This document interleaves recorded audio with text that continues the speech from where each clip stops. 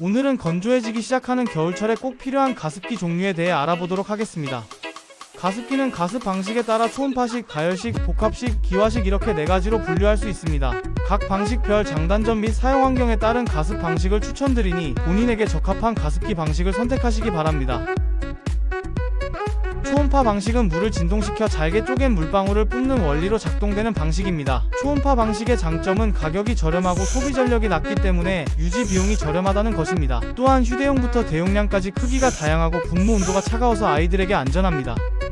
초음파 방식의 단점은 넓은 공간에 가습에 한계가 있다는 점입니다. 분무 입자가 크기 때문에 물방울이 멀리 퍼지지 못하게 됩니다. 멀리 퍼지지 못하는 초음파 방식의 특성상 가습기 주변에 바닥이 젖을 수 있습니다. 초음파 방식은 입자가 크기 때문에 세균이 포함될 가능성이 큽니다. 그래서 잦은 세척을 해야 되는데 세척 구조가 복잡합니다. 또한 약간의 소음이 있을 수 있으며 공기청정기와 동시 사용에 제약이 있습니다. 공기청정기가 가습기의 분무 입자를 미세먼지로 인지하기 때문에 두 제품의 간격이 일정 수준 이상이 되어야 한다는 불편함이 있습니다.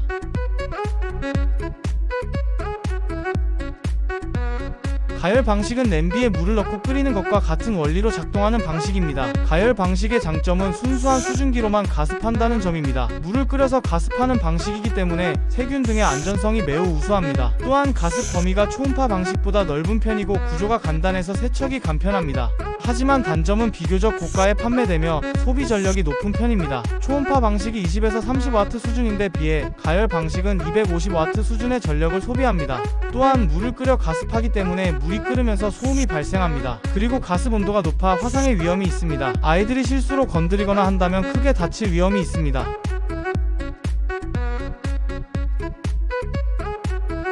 복합식은 초음파식과 가열식의 특징을 모두 합친 방식의 가습 방식입니다. 그래서 초음파식과 가열식의 장점을 모두 살린 방식입니다. 복합식의 장점은 가열 방식 대비 가격이 비교적 저렴하다는 점입니다. 복합식은 세균 사멸 온도로 가열 후 초음파 분무를 함으로써 초음파 방식에서 하지 못했던 세균에 대한 안전성을 확보 가능합니다. 또한 가열 후 분무하기 때문에 분무 온도가 따뜻합니다. 복합식은 초음파 방식 단독으로도 사용이 가능하기 때문에 낮은 소비 전력으로도 작동이 가능합니다.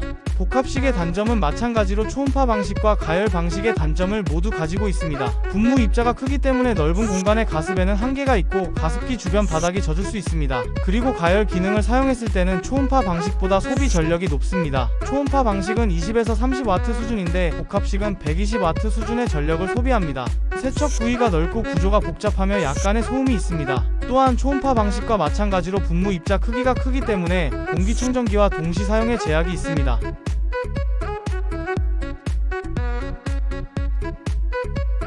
자연기화 방식은 물에 젖은 가습 필터가 자연스럽게 마르면서 수분을 퍼뜨리는 방식입니다. 자연기화 방식의 장점은 매우 미세한 가습 입자로 인해서 세균의 이동이 불가하다는 것입니다. 또한 소비 전력이 매우 낮아 유지 비용이 저렴합니다. 자연기화식의 소비 전력은 10W 수준으로 4가지 방식 중 가장 낮은 수준입니다. 자연기화식은 초음파 방식과 반대로 가습 입자가 매우 미세하기 때문에 굉장히 멀리 날아갈 수 있고 그렇기 때문에 다른 가습 방식에 비해 굉장히 넓은 범위를 커버할 수 있습니다. 그리고 가습 분무 온도가 낮기 때문에 안전합니다. 자연기화 방식은 공기청정기와 함께 사용해도 문제가 없습니다. 분무 입자 크기가 워낙 작기 때문에 공기청정기가 인식을 하지 못합니다. 자연기화 방식의 단점은 비교적 고가에 판매된다는 점입니다. 초음파 방식과 복합 방식보다 고가에 형성되어 있고 가열 방식과 비슷한 수준의 가격이 책정되어 있습니다. 또한 필터 방식은 필터 교체 비용이 추가적으로 들어갑니다. 수분 디스크 방식의 경우 물때가 잘 끼며 세척이 매우 불편합니다.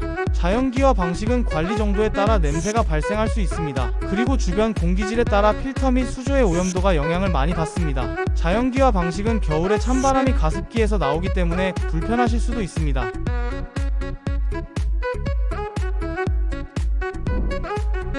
각 방식에 따라 이런 분들에게 추천드립니다. 초음파 방식은 가격을 가장 중요하게 생각하시는 분들에게 추천드립니다. 저렴하면서 유지비도 걱정이 없으며 넓은 공간에서 사용할 것이 아니다 하시는 분들에게 추천드립니다. 가열 방식은 세균에 대한 걱정이 많으신 분들에게 추천드립니다. 세균 및 이물질이 가습 증기에 동반되는 것에 대한 불안함이 최우선이신 분들에게는 확실하게 안전성을 보장받으실 수 있는 가열 방식을 추천드립니다. 복합 방식은 적당히 모든 기능을 갖춘 제품을 원하시는 분들에게 추천드립니다. 초음파식과 가열식의 중간 가격대와 두 방식의 장점을 고루 갖추고 있기 때문에 가격과 편의성을 모두 갖춘 제품을 원하시는 분들에게 추천드립니다. 자연기화 방식은 공기청정기와 함께 가습기를 사용하시는 분들에게 추천드립니다. 공기청정기와 초음파식의 가습기를 함께 사용할 경우 공기청정기가 가습기 입자를 미세먼지로 인지하여 끝없이 작동하게 됩니다. 하지만 자연기화 방식의 가습기는 입자가 미세하기 때문에 공기청정기와 함께 사용해도 영향을 미치지 않습니다. 반대로 이런 분들에게는 추천드리지 않습니다. 초음파 방식은 자주 청소가 힘드신 분들에게 추천드리지 않습니다. 자주 청소를 해줘야 하는 초음파 방식의 특성상 잦은 청소가 힘드신 분들은 세균 번식이 증가할 확률이 높고 물때가 생길 수 있기 때문에 추천드리지 않습니다. 가열 방식은 어린아이를 키우시는 분들과 전기세가 부담되시는 분들에게 추천드리지 않습니다. 가습 증기로 인한 화상의 위험이 있기 때문에 안전에 더욱 신경을 많이 쓰게 됩니다. 또한 오랜 시간 틀어놓는 가습기 특성상 높은 전기 사용량은 부담이 될 수밖에 없습니다.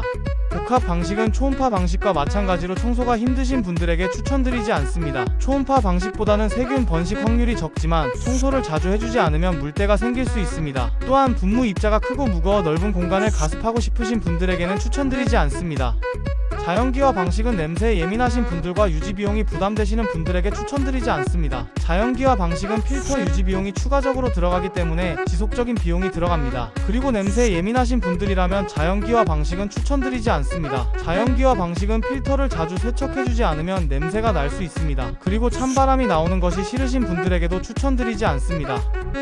오늘은 이렇게 가습기 종류에 대해 소개해드렸습니다. 혹시 잘못된 정보가 있거나 생각이 다르다 하시는 분들은 댓글로 여러분의 생각을 자유롭게 알려주시면 감사하겠습니다.